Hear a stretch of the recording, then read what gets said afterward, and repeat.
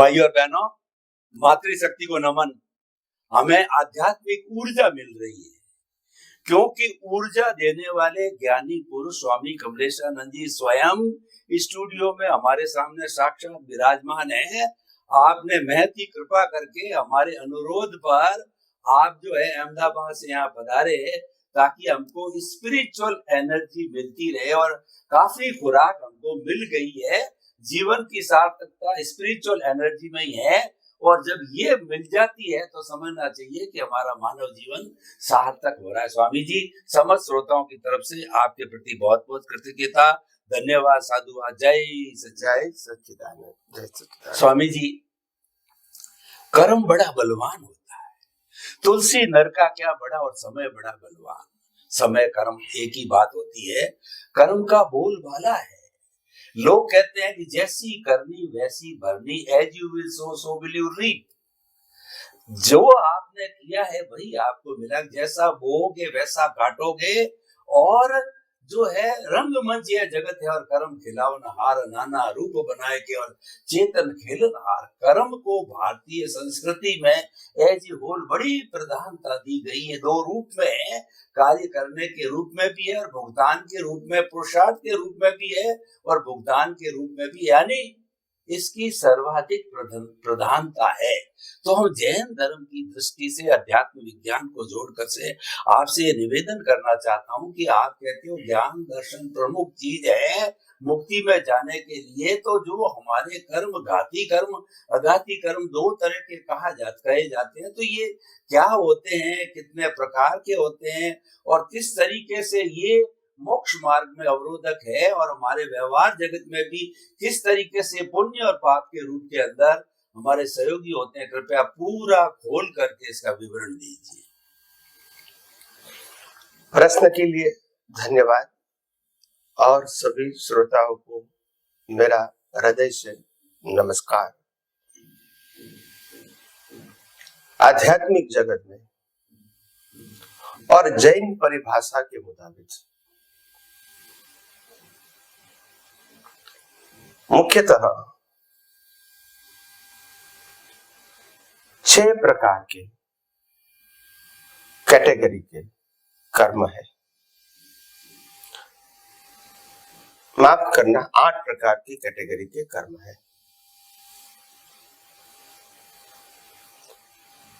और 8 प्रकार की कैटेगरी के कर्म का मूल है अज्ञान।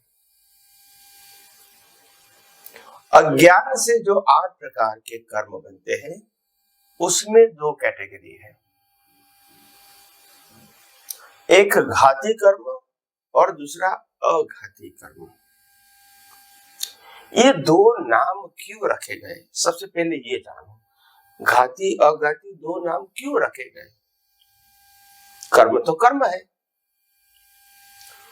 तो घाती कर्म का मतलब होता है आत्मा की अनंत शक्तियों को घात करने वाले मान्यता,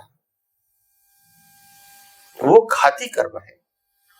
और वो घाती कर्म वो अज्ञानता का फाउंडेशन है। वो फाउंडेशन से अघाती कर्म बनते हैं।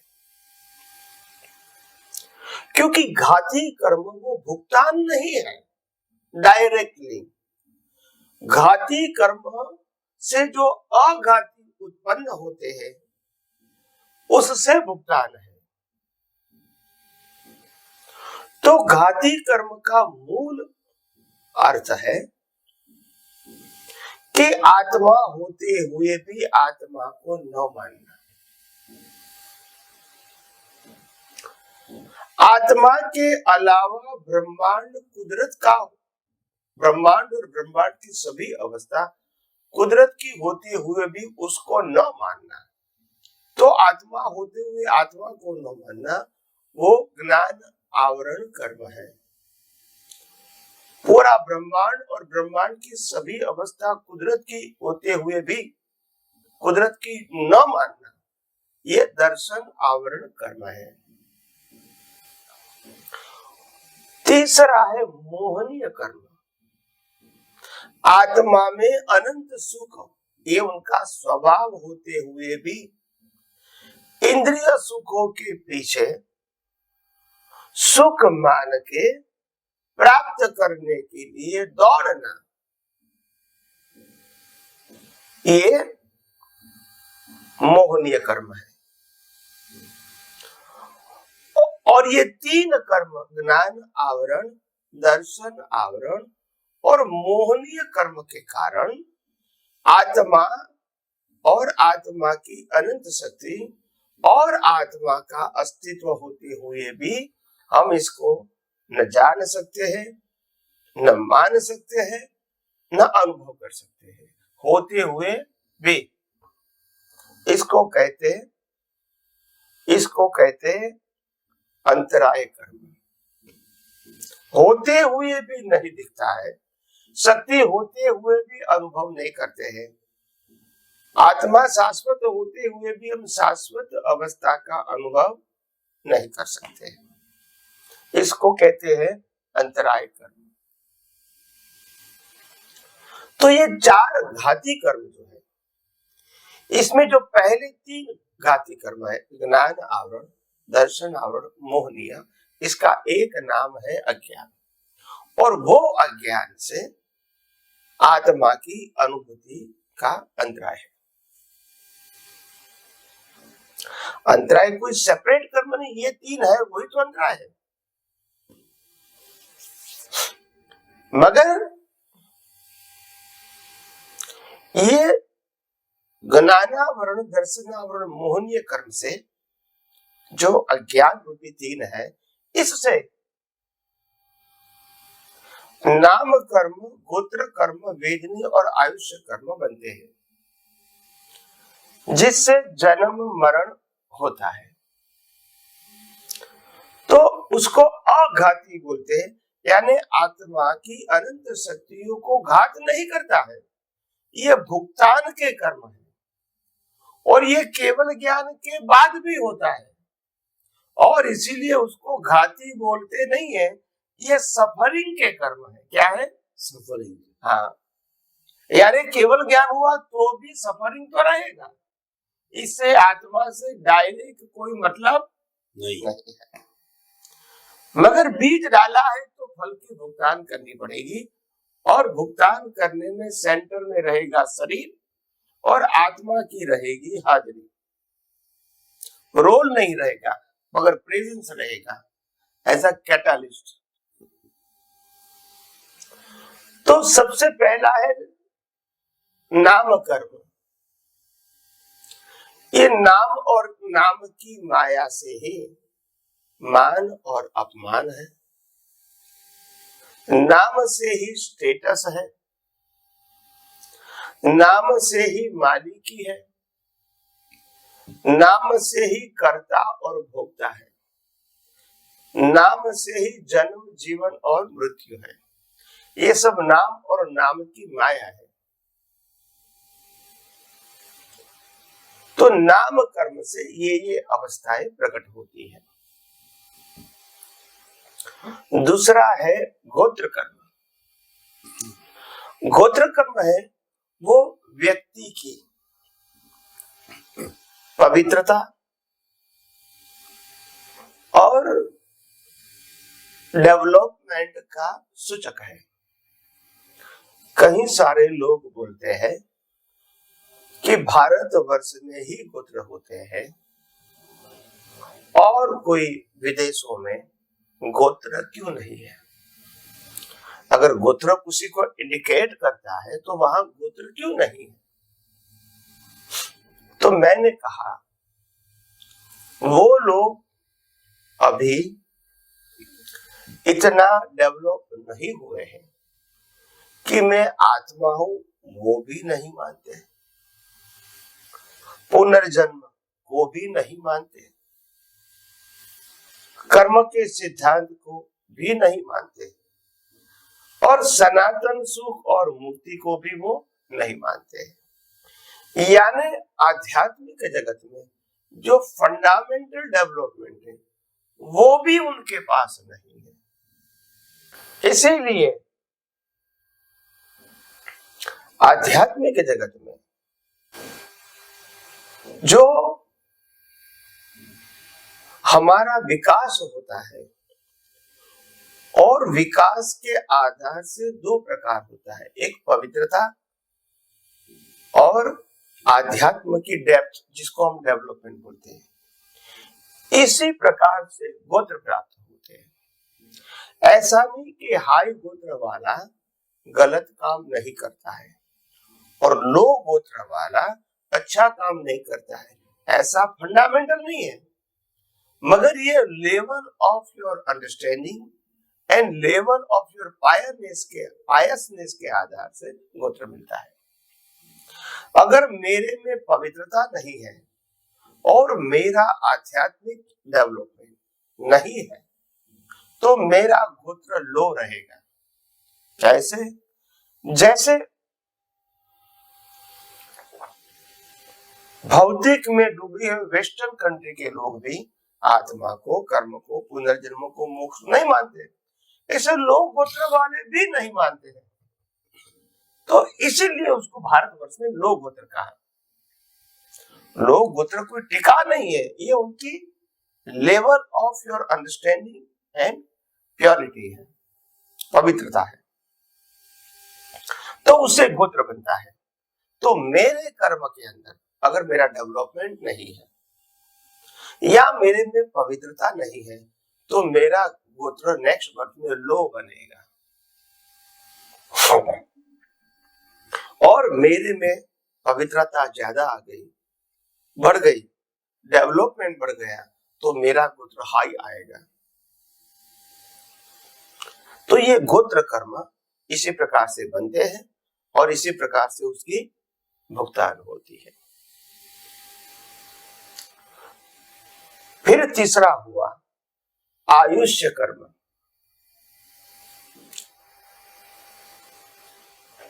आयुष्य कर्म का मतलब आपको जितने भी कर्मों की भुगतान करनी है और वो कर्मों की लेंथ जितनी भी है, तो टोटल कर्मों की length is equal to your आयुष्य कर्म। तो आयुष्य कर्म कर्म की भुगतान के लेंथ के ऊपर आधारित है। और चौथा है वेदनीय कर्म। वेदनीय कर्म का मतलब होता है भुगतान करना, जिसको हम साचा असाचा भी बोल सकते हैं, सुख दुख भी बोल सकते हैं, या तो फायदा नुकसान भी बोल सकते हैं।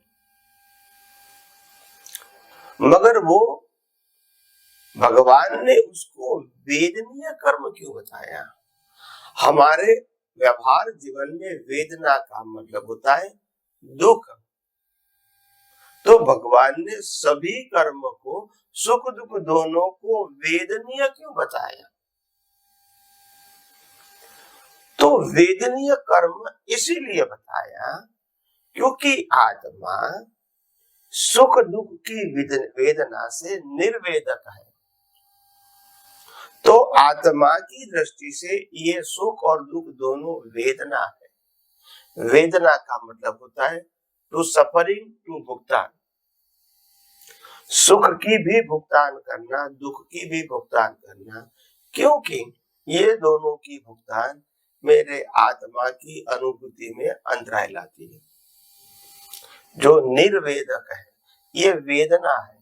सुख दुख वो वेदना है, सुख दुख वो आत्मा की क्वालिटी नहीं। आत्मा निर्वेदक है, यानी विनाशी अवस्थाओं को वेदने वाला आत्मा नहीं है। विनाशी अवस्थाओं को प्रकाशित करेगा, वेदेगा नहीं। तो वेदनीय कर्म एक प्रकार का बंधन है। जैसे मैंने मोक्ष गति का बीज डाल दिया, नेक्स्ट मनुष्य भाव में मैं मोक्ष में ही जाऊंगा, मगर उसके पहले अज्ञान मिटाने से पहले मैंने अगर देवगति का कर्म बांध लिया है, तो मैं नेक्स्ट मनुष्य भव में तो मोक्ष में जाऊंगा ही, मगर इसके पहले मैंने 10 लाख साल के देवलोक के पुण्य का कर्म बांधा है, तो मेरे को देवलोक में जाना पड़ेगा और 10 लाख वर्ष की भुगतान करनी पड़ेगी, मोक्ष में जाना है फिर भी। इसीलिए उसको वेदना बताया। क्या बताया? वेदना। हालांकि उससे आत्मा से कोई मतलब नहीं है। तो आत्मा की दृष्टिकोण से वेदना है, क्योंकि आत्मा खुद विनाशी अवस्थाओं के लिए निर्वेदक है। तो इसीलिए 4 घाती कर्म जो आत्मा की अनंत शक्ति आपको घात करता है, होते हुए भी अनुभव में नहीं आने देता है, और अघाती कर्म जो घाती कर्म से कर्म के रूप में खड़े होते हैं, जो हमको मन वचन काया से भुगतान करना है। इसीलिए ये जो घाती कर्म है,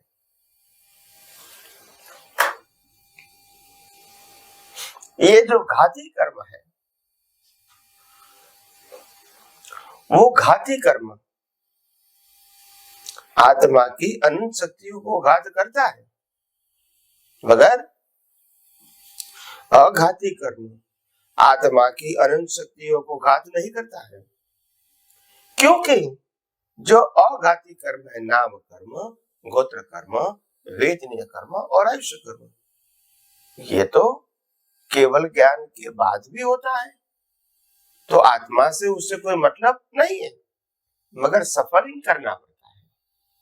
तो इस प्रकार से आध्यात्मिक जगत में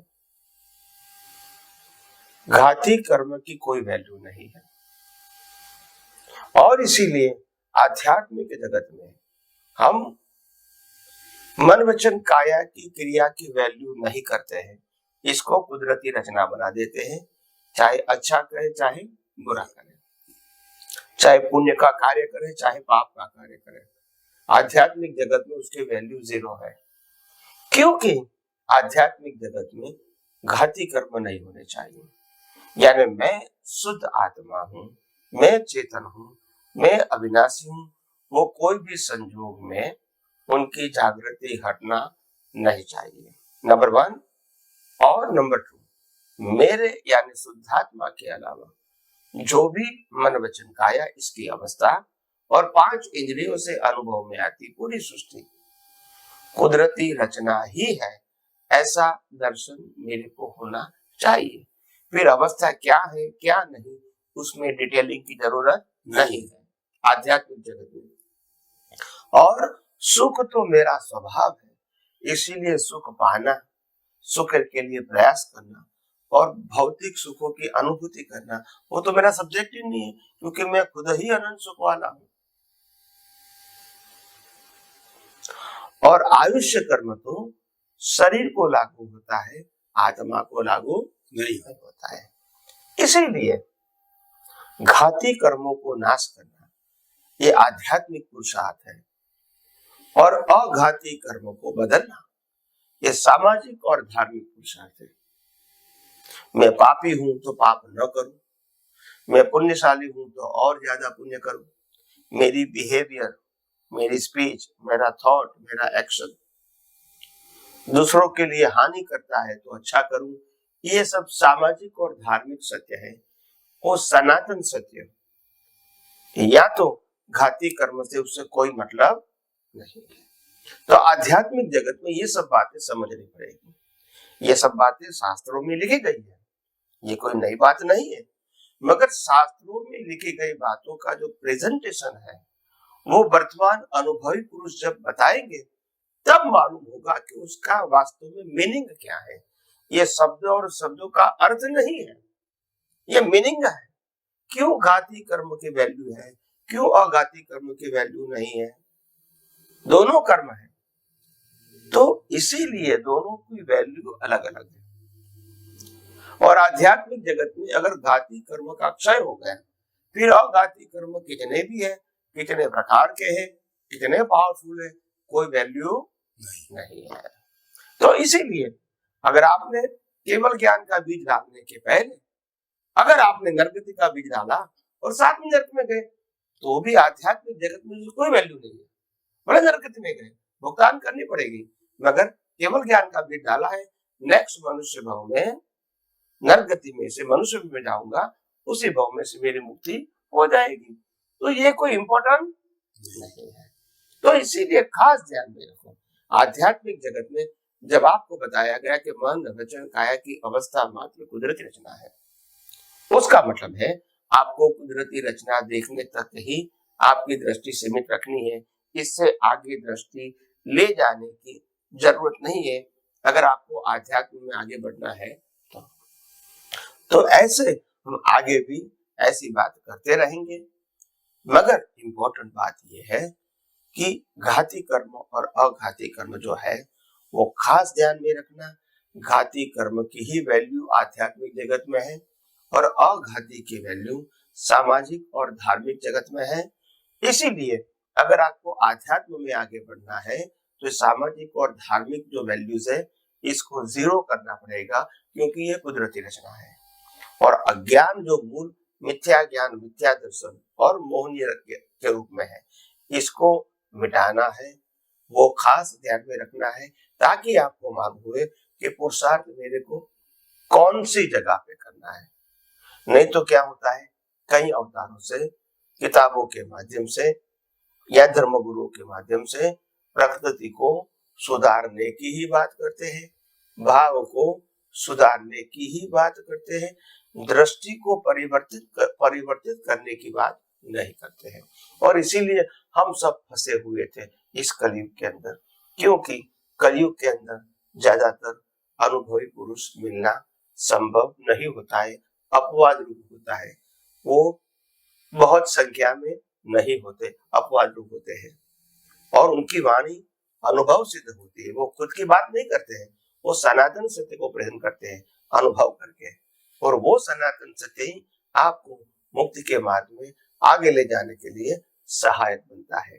तो आइए हम सब आध्यात्म विज्ञान के माध्यम से घाती और अघाती कर्म की बात जिस प्रकार से हमने जानी है, वो हमारे जीवन में समझने की, इसका उपयोग करने की और अनुभव करने की कोशिश करें, और हमारा जीवन धर्ममय, मंगलमय और मुक्ति की ओर आगे ले जाने वाला बने। स्वामी जी आपका बहुत बहुत धन्यवाद। आपने कर्मों को दो भागों में बांटा, घाती कर्म और अघाती कर्म, और उनके चार चार विभाग किए। घाती कर्म जो आत्मा की घात करते हैं, आत्मा का गला घोंटते हैं, आत्मा की जो अनंत ज्ञान, अनंत दर्शन, अनंत शक्ति, अनंत सुख का धाम की जो शक्तियां हैं, उन शक्तियों को बाधित करते हैं, कवर करते हैं, उनको ढकते हैं, उन पर आवरण लाते हैं। ज्ञानावरणीय ज्ञान पर आवरण लाता है, दर्शनावरणीय दर्शन पर आवरण लाता है, और मोहनीय कर्म जो है वो शाश्वत सुख के ऊपर आवरण लाता है। और तीनों जब मौजूद होते हैं तो अज्ञान कहलाता है। वो अज्ञान का रहना अंतराय कहलाता है। जब अज्ञान टूट जाता, केवल दर्शन होता है, तो अंतराय टूट जाती है। स्वामी जी बहुत अच्छी बात कही। तो इसको मेन प्रोडक्ट कहा जा सकता है। जो हमारे घाती कर्म है वो मेन प्रोडक्ट है, और मेन प्रोडक्ट से जो है बाई प्रोडक्ट बनता है वो घाती कर्म है। जो शरीर पर काम करते हैं वो होता है वेदनी, आयुष्य, नाम, गोत्र, अंतराय, वो पुण्य पाप से जुड़े हुए हैं। तो आपने बहुत सुंदर स्पष्टीकरण किया। स्वामी जी आपके प्रति बहुत बहुत कृतज्ञता, साधुवाद। जय सच्चिदानंद। जय सच्चिदानंद।